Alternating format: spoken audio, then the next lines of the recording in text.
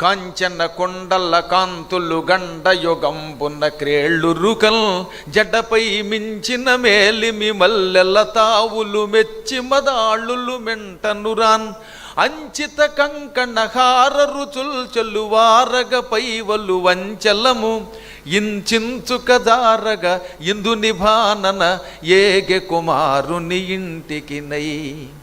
ఆవిడ చెవులకి బంగారపు కుండలాలు పెట్టుకుంది.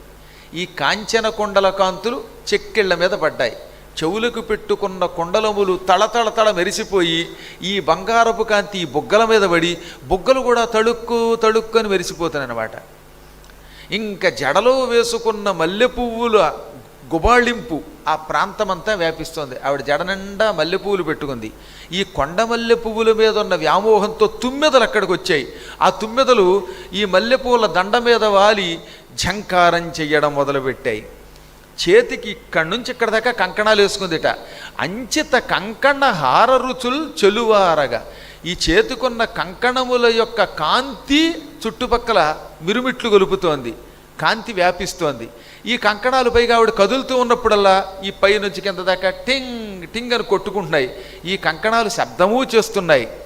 పైనున్న వలువ అంటే చీర ఒయ్యారంగా నేలకి దార్చి నేల మీద ఈడ్చుకుంటూ వస్తోంది చెంగుని.